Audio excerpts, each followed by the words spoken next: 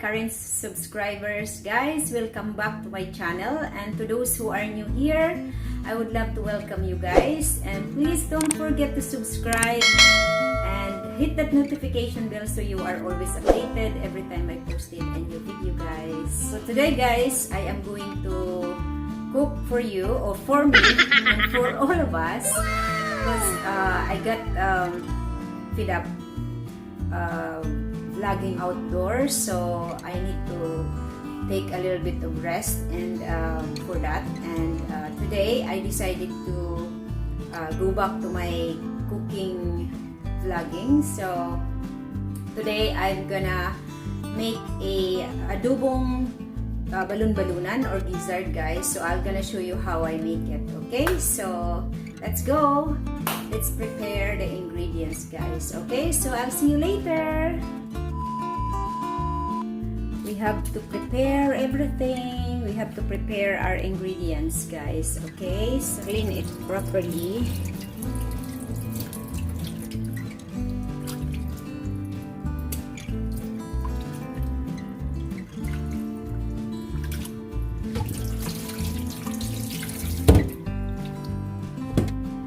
Guys, it's already clean.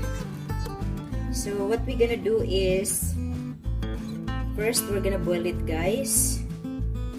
Get rid of the smell or langsa. Ayan.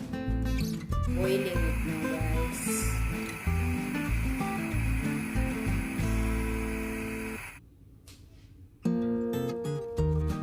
Balun-balunan or gizzard. Red chili, vinegar, soy sauce, onions that I cut into ring, salt and pepper, another onions, chopped, small chop, ginger, garlic, pimienta, and green chilies. So guys, we're ready to cook it.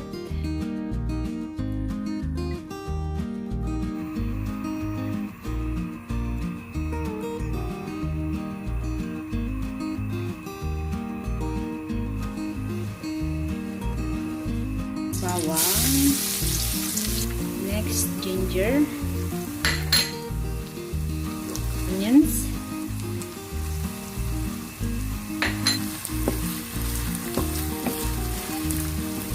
need to mix it, guys.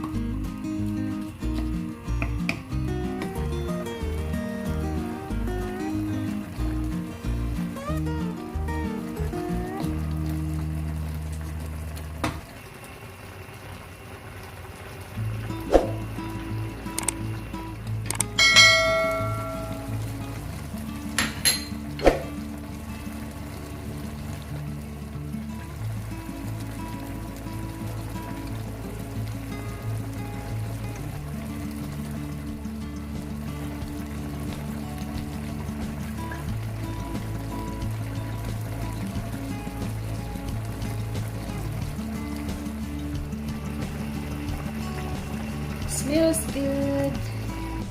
Almost done. I'm gonna eat soon. This is it, guys. It's cooked. time to eat. Here it is, guys. Cooked now my adobong balun-balunan. Let's eat. I only eat gizzard or balun-balunan when I'm the one who cooked it.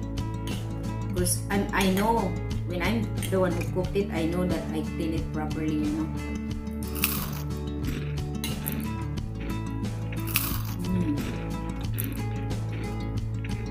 Wow. Yummy. I wish, guys, you can taste it, you know.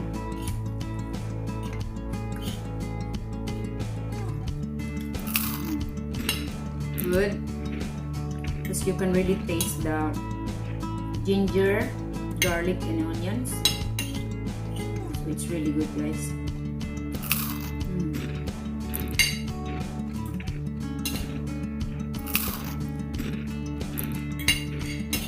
The only problem is if this is your viand, you're gonna have a lot of rice.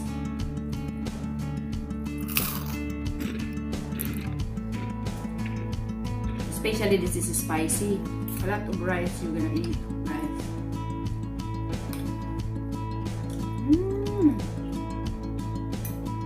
The sauce is very good when you put it on the rice. Perfect.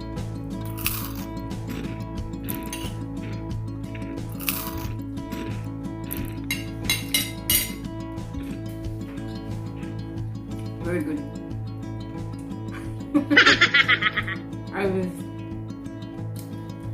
Before I used to eat this. Now I can't. Too spicy for me. My sister eat it just chili itself. I'm full, guys. I wish you could eat with me here. Wow. Guys, look. I finished my rice. But I still have a lot of gizzard for tomorrow. And I'm also, guys, I am also selling this in my carinderia.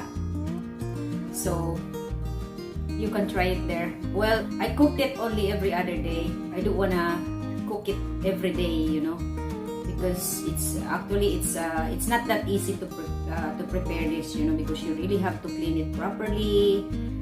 If you guys wanna try it, you can just go there in my salon in General Luna Street in Barangay Poblacion, Makati. Okay. That was it, guys.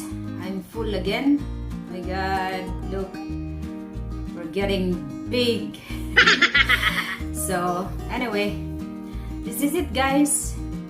I have to end up this vlog now, and I have to go wash the dishes, and then after this I have to go to the salon. And thank you so much, guys, for watching this video, and I hope you like it. And if you do, please give me a thumbs up, and I'll see you again on my next video, guys. And to those who haven't subscribed yet, please do subscribe, guys. And to my current subscribers, guys, thank you for all your support, and I'll see you again soon. Okay, so thank you so much, guys. Bye bye for now. I'll see you soon.